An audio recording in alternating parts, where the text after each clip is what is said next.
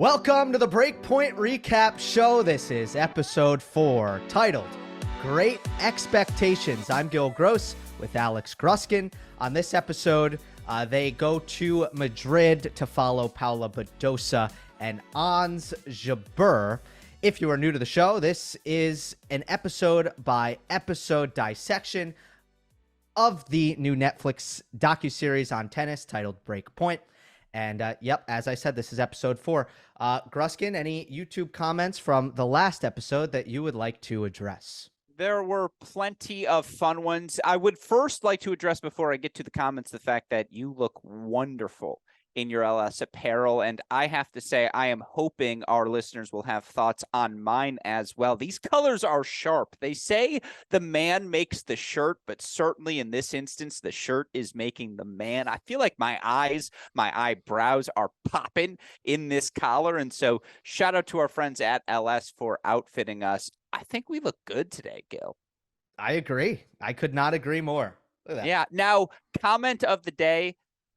The disgust, I forget the name of the user, I apologize, but the disgust you displayed in my naming of Andrew Krasny as the winner of last week's show, someone enjoyed your disgust very, very much. And that brought a smile to my face as I also enjoyed your disgust. That's half the way I target my award winners. Again, so kind has been the reception. And if there are any aspects of the show, by the way, that we haven't touched on that you would like us to, please let us know in that comment section. If you have any questions for us, we'd be happy to do a little mailbag. Maybe we'll do that even once we're done with all 5 episodes. But again, the theme seems to be people are aware of your disgust in some of the things I say. Yeah, we have not finished an episode without me absolutely furious at you. So we'll see if that. Well, let me say that there are great expectations for today's show as well. So episode 4 begins with little Madrid intro. They didn't do it up like Indian Wells, not fully, but we get Paula Badosa in the car, dancing, laughing, having a little bit of fun. And the theme is, very clearly right off the bat, similar to Taylor Fritz at Indian Wells, we're going to have Badosa at her home tournament as a Madrid native, actually born in New York City, Paula Badosa, but, calls Madrid now her home, and you get the title, Great Expectations. So that's kind of going to be the theme. It's that Badosa this is kind of a Super Bowl event for her outside of the slams because she is from there. Do you like that the show has kind of picked out these occasions in terms of choosing how to follow a player?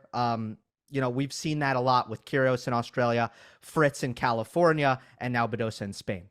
Well, it's interesting you bring this up, and not to divert the podcast, I should say. Oh, by the way, one of my other favorite comments was consultatory role was the proper pronunciation of that word. Is what I learned from the comment section as well. So shout out to them. My mispronunciation reminded me of that comment. We were talking about this before the show started because this episode is probably most similar to the first episode in this series in the fact that, yes, there was tennis in the background, certainly serving as the platform for which we are introduced to all of these personalities. But as I was watching this episode, and again, you and I, because we cover tennis for a living, we have to detach ourselves what we already know versus what we're learning.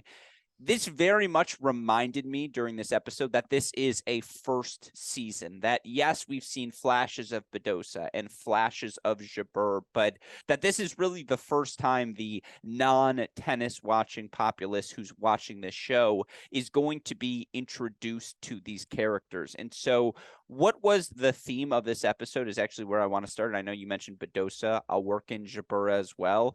I'm curious if you felt that as well, because my through line through these first 4 episodes, what connects them all, they've really all served as, dare I say, trailers for the second 5 episodes, or dare I say season 2, season 3, where, okay, now I know who you are. Show me more things. Is that fair? 100%. Yeah. Introductory. It's Here's a character. We're going to get to know the character.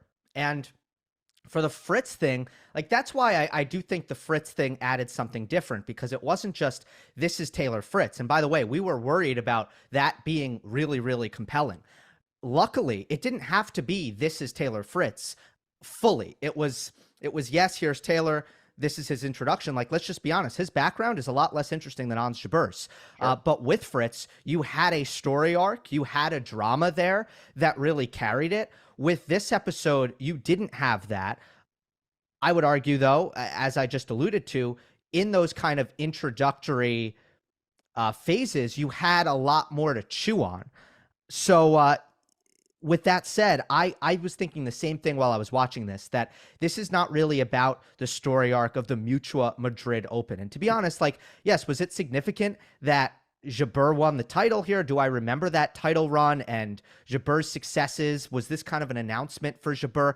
Absolutely. Do I remember what Badosa did in Madrid? No, I did not remember that match against Halep. So it wasn't as much a central tennis story as much as it was like, we want to introduce Paula and Ons. Well, case in point, they didn't talk about the lack of Iga in the women's draw, and that Iga was in the midst of what turned into a 37-match win streak. Of course, I say Iga Swiatek, the world number 1 on the women's side, who used this Madrid portion of the calendar post-Australian Open through the French Open as her cementing herself as the top player in the women's game. If it would have been tennis-centric, which I know tennis fans want, and this isn't a comment we've seen in our comment section, but certainly a sentiment I have seen expressed on tennis Twitter and elsewhere, is that this series isn't necessarily tailored for tennis fans. And you used a great word at the start, introductory. Again, that's what it was. And in this episode, you know, they didn't feel the need to introduce Madrid as the vessel for the action as much as they did Indian Wells, right? It's just like, hey, this is another big tournament. Here's the players we're following, as opposed to Indian Wells is this spectacle. And let's kind of get into the weeds a little bit with the tennis we're seeing unfold. Again, that wasn't the case in this event, but in this episode, but in introducing these characters, I do think there were some things such as the sponsorship side, and again, finding even further details of the background that we'll get into here today, that do make this episode broadly appealing. Yeah, well said, and a good introductory thought. It's the LS shirts. I'm feeling good in this thoughts. Like, that's what it is. If you're going to dress like this, come prepared. I am. They do start the show, right? There isn't that much Madrid. They do feel they have to explain clay. They have to be like, this is clay. Yeah. Did they do a good job? Did they do a good job explaining clay? Because I will have you know, to people who are unfamiliar with tennis, this fascinates them. Like, I have had to explain the surfaces to so many people. And the Netflix was now in that position where they're like, so clay. So that's a great framing. It's perfectly framed. That is how they introduced it. They were like, hey, you know how, again, when you're in not college, or maybe not even high school, but middle school, and they're teaching you to structure your writing, and they're like, start out with the introduction paragraph and try to keep it under 6 sentences. That's literally what they did with this "Here's Clay" section of this show, where they were like, we're going to have Tomljanovic talking about how it's more challenging than the other surfaces. Felix sort of mentioned the creativity. Now, did they dive into the weeds? No. I think a tennis fan who's watching this series already knows the differences in surfaces, so they don't mind that they skip over that. I mean, again, if you are a fan who's now inspired to watch more tennis, they didn't unpack everything that comes with a clay court, but they addressed it. I liked it. Yeah, and I thought Felix and Isla offered pretty good thoughts, like, to make it understandable. Like, this is how it's different now that we're on clay. Yeah. I wouldn't have minded like a little. I like it, though. This is clay. Yeah. I wouldn't have minded like a little hey, you know, and Netflix could have made this cool. Hey, like, the ball's going to actually lose more speed when it hits the court. Because that, I think, is the best way to understand the difference. Oh, and it's going to bounce higher with the topspin. I think that could have been in there, but Felix and Isla, wonderful job. All right. We are introduced to Badosa, first of all, being number 2 in the world. That added pressure. Again, we go back to the title, great expectations. Juan Betancourt, her supermodel boyfriend, is introduced. I want to ask you, did we get enough Juan Betancourt in this episode? Depends who you ask. Now, there are certainly, I mean, again, if you are a hardcore tennis fan, he makes plenty of appearances in Yeah. tennis Twitter. We got to see him in the box. We got to see him enthusiastic. We got to see him as a part of her life. I have it in my notes written, oh, cute Instagram posts. Like literally, that's the description. I think we got enough because how does he factor into her tennis life? I mean, he's just dare I say, the trophy cheerleader on the sideline. Like, he's not that big of a factor on that side of the Yeah. equation. And certainly the way that Jabeur's husband, as the trainer, plays an intimate role, as we learn later. So, I mean, they introduced him. Clearly, he is the breath of fresh air, and that's the impression you get. Yeah, I agree. They He's didn't very need to. handsome. Exactly. Like I Yeah. was curious to see like were they gonna like get into like who he is, and they didn't. But I mean, when the episode is about Paula, it's like that is very much appropriate to just be like Yeah. he's there, and kind of leave it at that. Yeah. And that is the tennis fan relationship with Juan Betancourt. I mean, I don't know what he's up to with his career. Like, No, I know he's a model.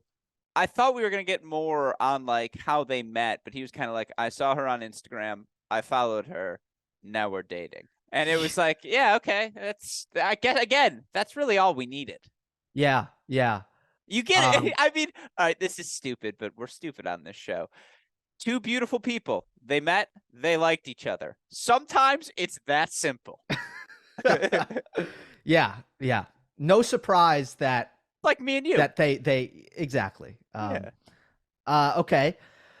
Now Badosa comes out and kind of introduces very early on in the episode that although she is world number 2 and is dating a supermodel and is traveling the world playing tennis, that it's not that easy for her mentally, and that there is pressure and financially as well. They get into equal prize money very early on. You have Chrissy Everett talking about prize money. You have Jessica Pagula talking about equal prize money, and then the general financial pressures. Patrick Mouratoglou comes in and discusses those things. I believe Madrid is a Masters 1000s tournament along with Rome, where the prize money is not equal, if I'm not mistaken. And that is a huge part of, I think, the Jabeur kind of origin story and what makes her rise so remarkable. I think it's really important for people coming into the sport of tennis to understand that this is what, this is one of the things that is a really big part of the sport kind of off the court, that you can watch a tennis match and not think about it, but players are thinking about it all the time. This is where Maria Sharapova continues to thrive, in my opinion, in this series as well. She's another one who discussed the financial security and talked about, again, you get a sponsorship, you think it's forever, but guess what? It's not. You have to keep winning. And again, who would be better positioned to speak on that than Maria Sharapova, who, truth be told, has more sponsorship money than just about anyone in the history of tennis not named a Williams sister, and can speak to what those pressures are like. We get to see what the obligations are like for Badosa, who does radio hit after radio hit. They talk about the girl who didn't sleep the night before she had that opportunity to hit with Paula Badosa. And you realize, again, especially as an individual athlete, they're not just members of a generic team and marketing for the Detroit Lions, let's say, my hometown football team. Like, yes, the quarterback's going to have to go do some photo shoots. Maybe he gets to do the occasional whatever. But any marketing Paula Badosa wants done on Paula Badosa, she's got to show up. The only representative of Paula Badosa or any of these pro tennis players are themselves. And you see why they have to go do those things, right? Because there are financial challenges. You want to pay for all of these luxuries, all of these trainings. And this episode, again, for the tennis hardcore fans and for a casual fan, showed how difficult that can be. Yeah, absolutely. So I think that's a big part of the Badosa introduction. And then we kind of go very quickly after a big thing on Jabeur, and I think I want to get to Jabeur after. Go ahead. Well, I do want to say, because there are some things, like you mentioned that equal prize money conversation. They did gloss over it fairly quickly. And yes, they showed a candid Pagula moment. I think she referred to it as bullshit. Like, she's at these events just as long as the She men didn't are. call it. She didn't say it was bullshit. She said that people often come up to her and say that it's bullshit. Okay, well, I'll say it on her behalf. It is bullshit, and because like you totally, that's something you sympathize, empathize with, and again, maybe that's something fans will want to hear more of. Now, perhaps that's not Netflix's story to tell. We've talked about this before. I don't want to say have glossed over some of the points of conflict in the professional tennis world, but certainly they've been more than fine skipping over them. They touch on some of these things that I think are significant touch points and relate to why tennis can often be a reflection of what we see in our culture right now, and some of the struggles you see in a sport that's striving for not only pay equity, but equality across the board. Is that not a reflection of what we see in society? And it's just like, there's the hook. Like, it was right there. And I'm surprised they didn't explore it more. Yeah, it's a big, Yeah, complicated that's true. topic, right? So Yeah. I do think Season 2. that they needed, yeah, they would have needed to really kind of take you away from what they were doing here, which is kind of tell the Badosa and Jabeur story in order to actually do that topic justice. Yeah. So it doesn't really surprise me how they did it. And I mean, I just thought it was they couldn't have talked about the financial aspect and pressures of being a tennis player without bringing that up. So it Sure. needed to be in there. They put it in there, and that was kind of what they did. So Yeah. that's how I look at it. No, that's fair. Badosa loses very early on, right? To Simona Halep. One of the things that struck me here is they didn't explain that Halep is good. They kind of did. They did Like, not. I thought no, they they did. called her a former world number one, a Did it? two-time Madrid Okay. champion. No, they said it very briefly. Okay. But they did say it quickly. That said, you're right. They didn't explain the context of, like, hey, 12 months ago, this player was arguably the best player in the world. Like, it was her, it was Barty. That was the conversation. And we didn't reveal that sort of aspect. You're right. They also, it was funny, they used the term, not upstarts. What's the term? Oh, disruptors. They called Sakkari, Pagula, and Jabeur disruptors. And if you're a hardcore tennis fan, you're like, 3 of the top 10 players in the world are disruptors? Like, run me through that logic there. It speaks to the fact that, again, they haven't gotten into, hey, actually in the world rankings, all of these top 10 players are really, really good. And everyone, top, there's these tiers. It's a whole thing you'd have to unpack. And so I didn't feel lost by not knowing who Halep was, because they still reflected on the fact that Badosa doesn't want to be losing this early, and you shouldn't be when you're world Yeah. number 2. No, I'm not lost. I'm just Yeah. putting myself again, No, it's fair. constantly putting myself in the shoes, and it's just I'm not criticizing. It's just funny. It was funny to me. So I was imagining somebody watching who isn't aware of Simona Halep, and like and I think I missed that little just introduction. Hey, she used to be world number one. She's won this thing twice. You would have just thought, oh, Simona Halep is, just some player. Yeah, no, it's true. I mean, again, it's funny because what if they open that can of worms and they already have Patrick Mortelou on set, and you're like, oh, well, all right, Patrick, it's been 10 hours. Like, you've been talking consecutively. We really got to wrap this shoot. We wanted one clip on the difference between Tunisia and Spain. Yeah. And so, yeah, it's just because, again, this is the issues. There are so many characters in the tennis world. That's why I keep looking for a through line in this series. And they're just like, hey, these are the ones we're focused on. Yeah. So the big thing with Badosa, outside of, just introducing her team, she loses early. The theme there is, here is someone who had a lot of success as a junior, and that success had a negative impact on her career, which is a pattern we see way too often. I do actually think one thing that happens, which is kind of frustrating, is sometimes the women's side is singled out in this aspect. I think we see it on both tours all the time. Mm-hmm. And then, but the fact that Badosa has been more open even before this Netflix, right? This wasn't this wasn't a come to Jesus moment for Netflix where Badosa finally opens up to somebody. She's been talking about this for a while. The whole, mental health struggles, been very, very open about it. And that's kind of the differentiating factor for Paula Badosa in this episode. Fair to say? Do you know who Philip Pelawo is, Gil? Who? No. Yeah, exactly. 4-time Junior Slam finalist. He did them all in the same season. He lost the first 2. He won the next 2. He's never been in the top 100 in his career. He made 4 Junior Slam finals in the same season, has never been top 100. So to your point, you're absolutely right. And I do think, again, a little nugget for the hardcore tennis fans is to see what the expectations of being a high-level junior do to you, how they wear on you. And you're absolutely right.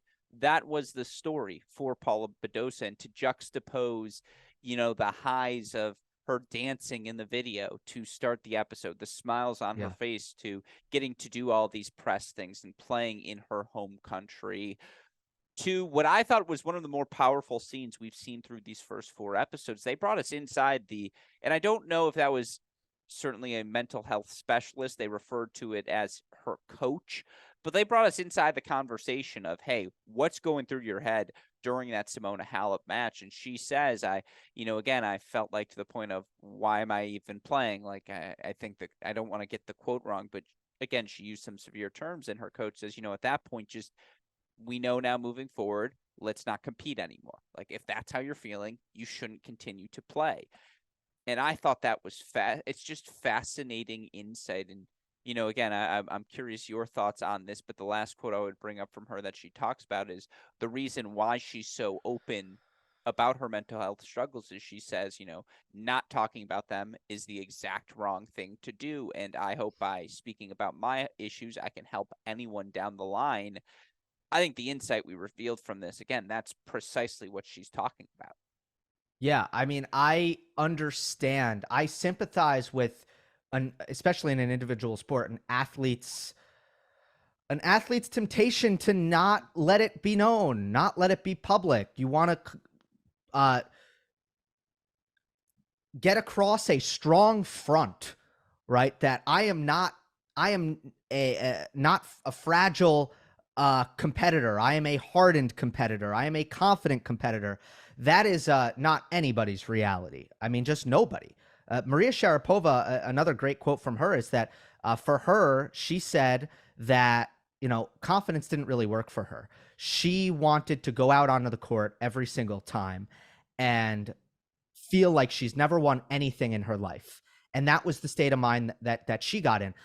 There was a moment where, after the U.S. Open, I got to interview Jack Draper after his win against Felix. I said, did you expect to pull off this upset? And he said, I never expect to win. I never, ever expect to win. So that is, all of the kind of overconfidence that maybe a tennis player feels like they might want to get across is almost always fake. Mm-hmm. And getting it out, hopefully for Badosa, has been beneficial in the sense that it's therapeutic. Mm-hmm. No, absolutely. And again, it's another thing that just shows you, we get back to the individual nature of tennis, just how devastating each and every one of these losses are. And you heard Taylor Fritz say it last week that 99% of players lose every week. And so every week, all but one person is feeling, sometimes two, if it's a good run to the final, but you're feeling that sort of struggle, that sort of, again, you just feel lost after that loss. You feel like, how am I so helpless out there when this is what I have dedicated my life to doing? Again, it's a fascinating pursuit, and I do think it offers something for fans to hold on to, because again, you see these players, they're not just, sometimes you feel like they're machines out there week after week putting forward these results, but you see what's happening to the player who's losing in the second round. I always love, there's a fine little detail that brings a smile on my face when they're like, hey, half the field is eliminated after the first round. And then they'll have like a little graphic, 64 turns into 32. And you're like, wait, 32 people, 32 of the 64 gone already. Your week over on day one. I think they frame it well. Yeah, I mean, as a fan of other sports, we look a lot at records, right? Like, all right, the Chiefs are in the AFC Championship. What's their record? And you see Yeah. something really good because the Chiefs are good. In tennis, you see good players, and they're 2 matches over 500 Yeah. 28 for and half the year. 24. And you're like, Exactly. great year. Yeah, Yeah. it's actually No, incredible. Karolina Pliskova right now, who's in the quarterfinals of the Australian Open, she is 28 and 24 over her last 52 weeks. And 8 of those victories have come because she's made the quarterfinals at the past 2 majors. You're like, that's sometimes how it works. Mm-hmm. Mm-hmm. Amazing. Let's go to Jabeur. I want to take this time. I really hope that this can be a line of demarcation Okay. where, because Ons now has an episode that's focused on her at Netflix, and she has said at the start, "Hello, my name is Ons Jabeur," that there will be no mispronunciations of her last name from now on. This is someone who was the world number 2 playing the Wimbledon final, and we weren't getting her name right. I mean, I rarely, I will not call out any members of my broadcast community by name at all, but I just want to say it is embarrassing how much difficulty there's been with the name Ons Jabeur.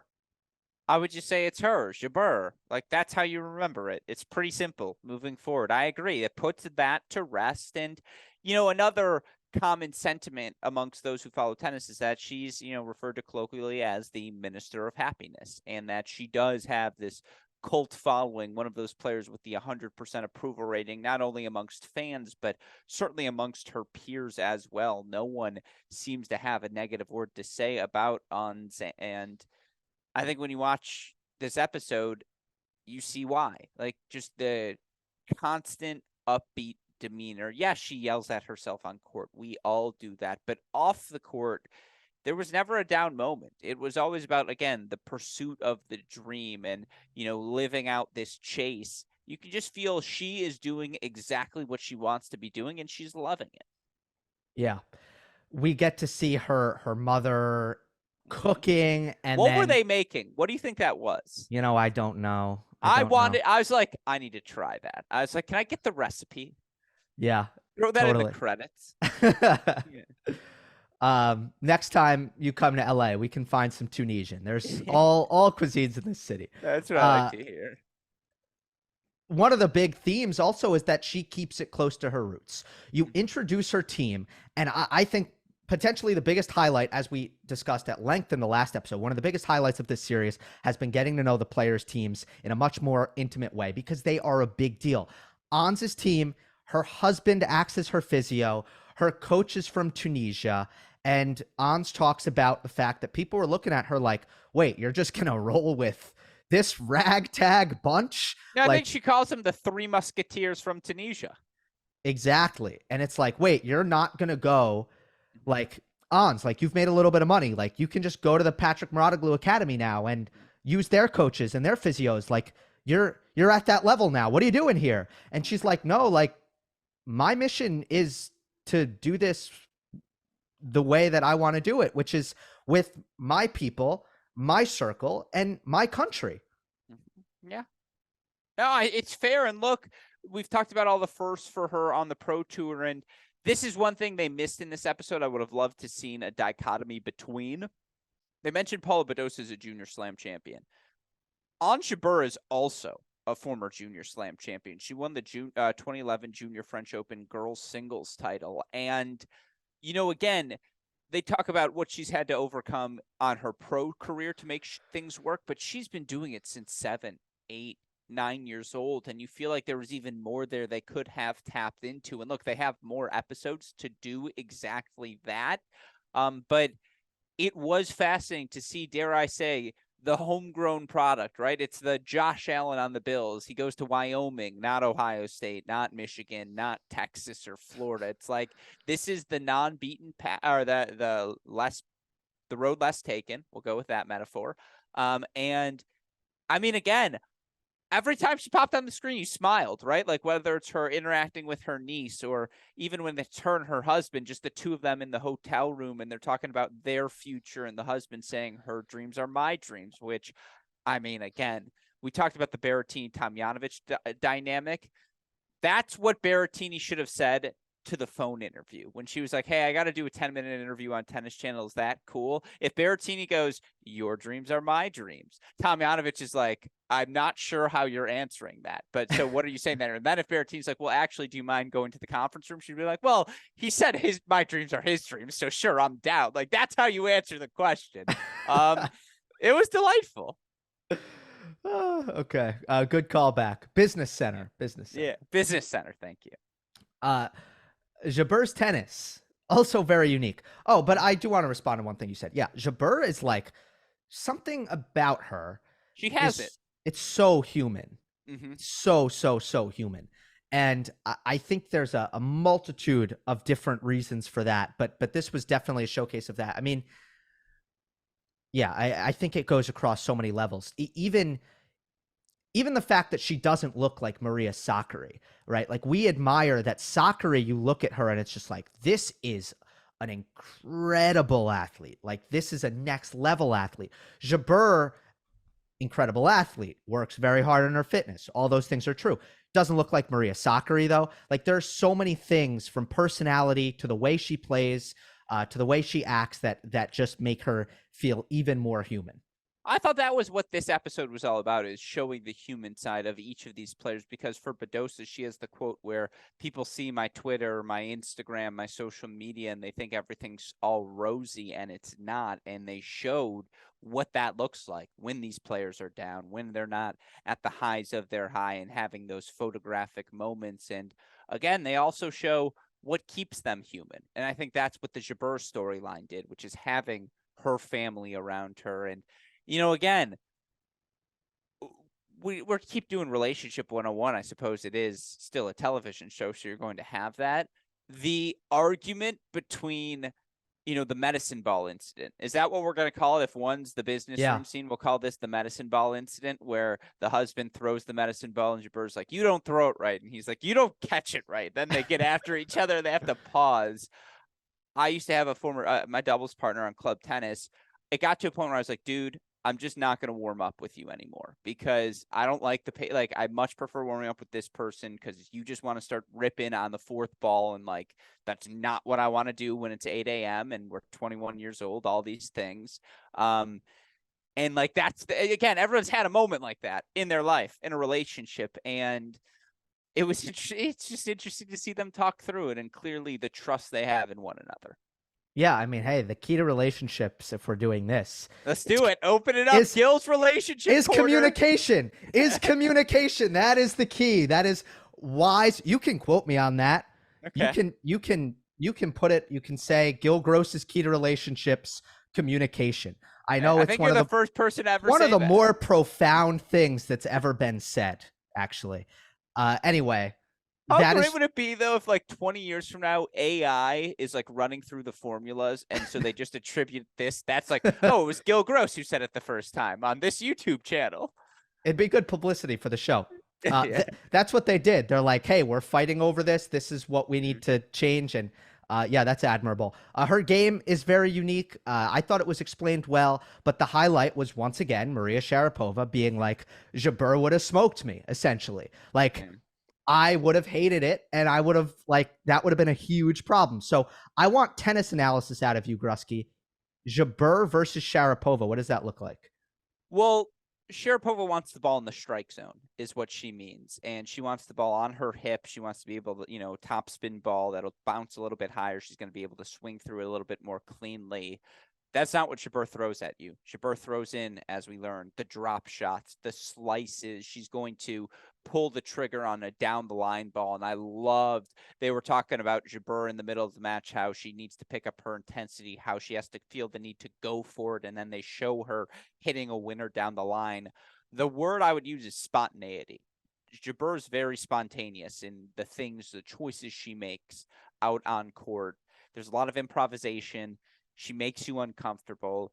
That's never what Sharapova wanted to be, because Sharapova wasn't the most fluid player. Sharapova was, in a sense, a robot. If you kept her in the rhythm, you were going to lose to her, because she was going to be better than you at that speed. Again, here's the problem. Sharapova had some weapons, particularly when her serve was more effective, that would have given Jabeur some issues. So Maria is selling herself. There was definitely maybe it's because we've both heard so much Maria Sharapova in our lives. I was like, that's not your real voice, Maria. Like, you're lying to the camera. This is embellishment if I've ever seen it.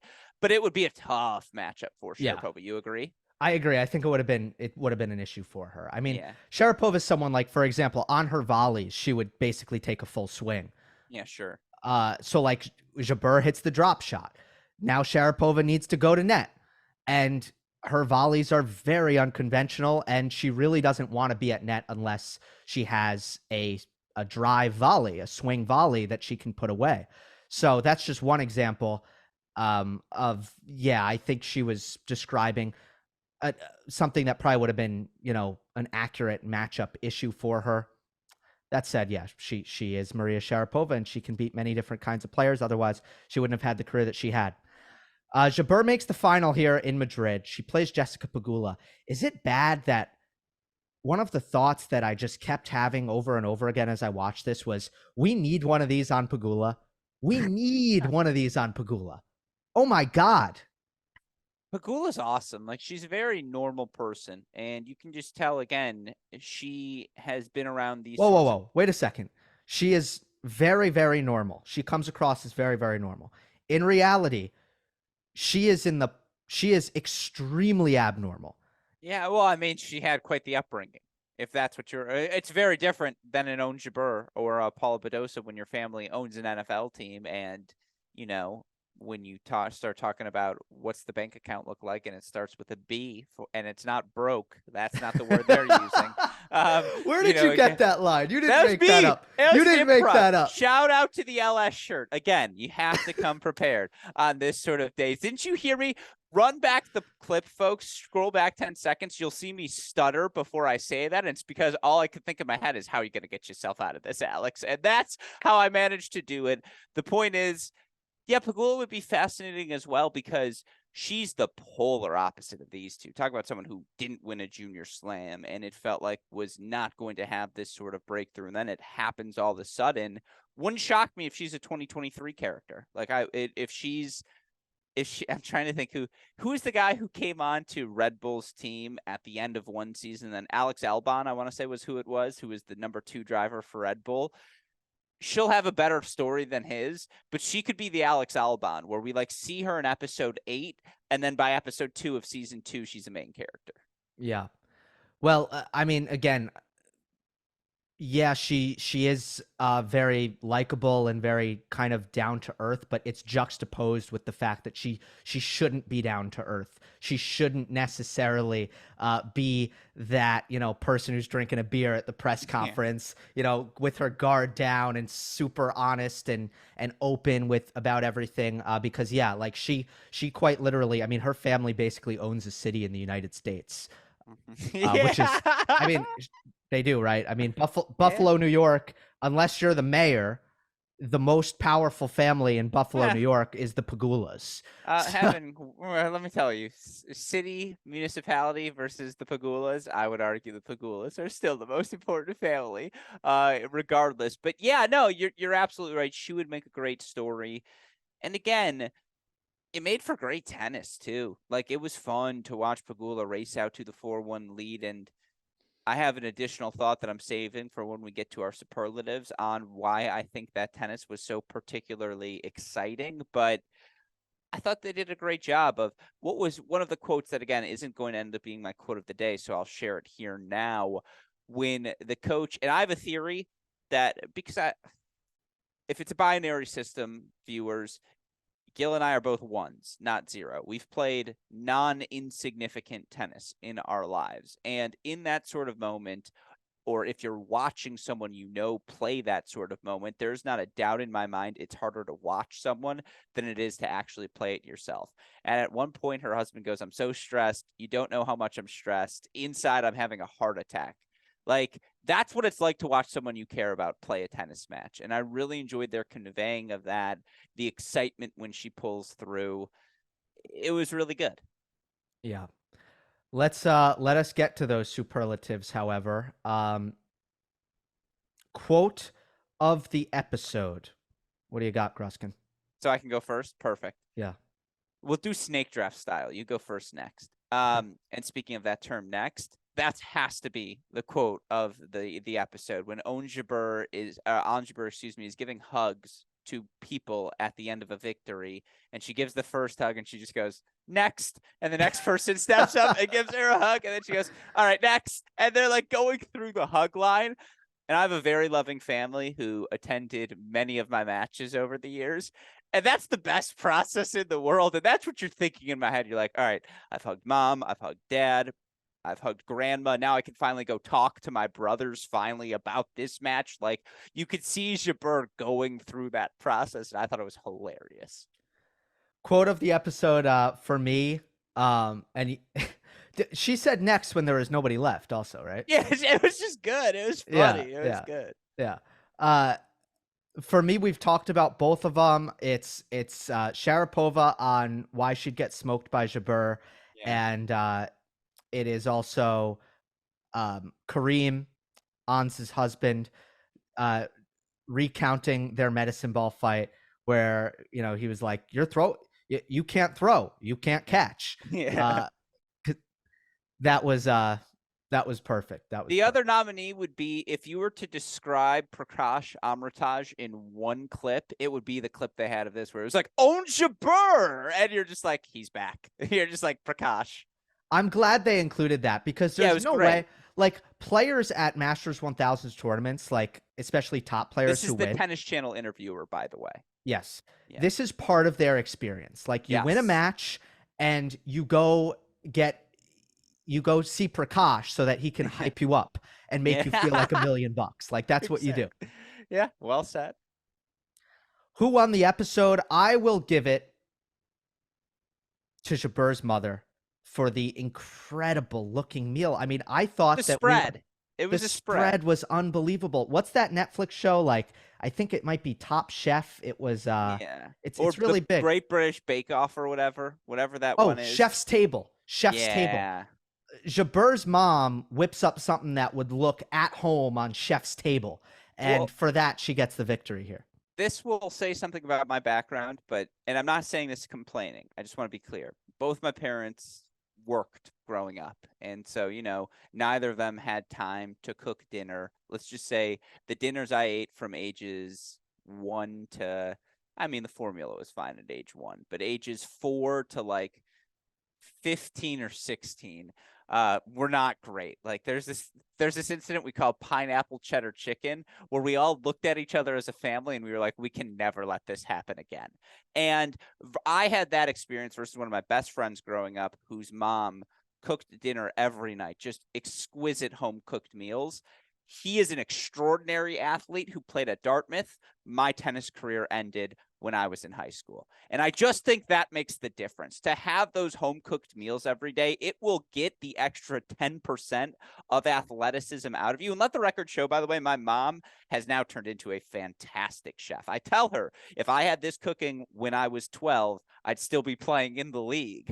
But yeah, like, that's why Jabeur gets the bump here. That's not the correct pick, though. Are you ready to hear mine? Yeah. All right. I giggle because I know he's going to like it.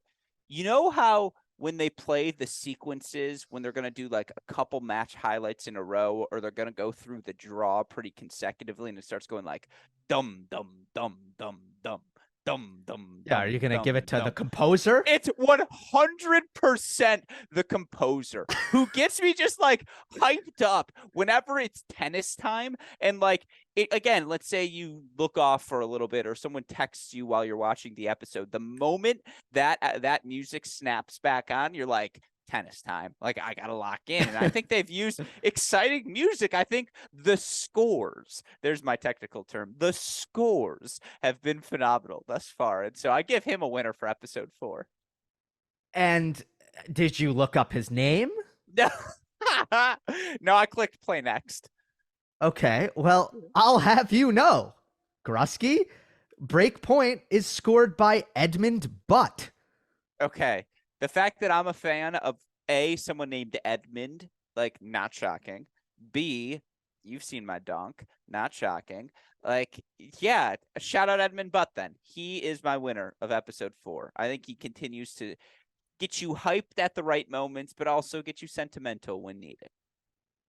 I cannot wait to see which person who was not in the episode will win the winner of episode 5.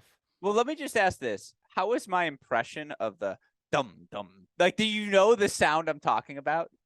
Yeah, like the dramatic. Yes, Yeah, because I want you to know that the first 8 minutes while we were recording today, that was going through my head. That's all I could hear in my ears because I watched the episode before we started. That's what they want. Look, any great show has those themes in your head. We in episode 0 we talked about some of our favorite TV shows, and I think one thing that is universally accepted about one of the shows that I name dropped, Succession, is that the music is just killer. Like it just drives that thing home. And like everyone watching, usually the composers, to your point, Edmund Butt here is not going to be generally discussed. Like we were talking to Ben Rothenberg the other day about how everybody was doing Breakpoint reviews, including us. I'm sorry, but Ben and Courtney did not talk about Edmund. Edmund did not make the show. I can tell you that right now. So the fact that the really truly great composers, scorers, might be so good that they get a shout out on things like this. This is what I'm saying. You want your in-depth analysis of Breakpoint? This is where you turn to. We're talking Edmund Butt and everything else as well. For Alex Gruskin, I am Gill Gross. Thank you for watching. This has been episode 4. Great Expectations of Breakpoint, a recap show.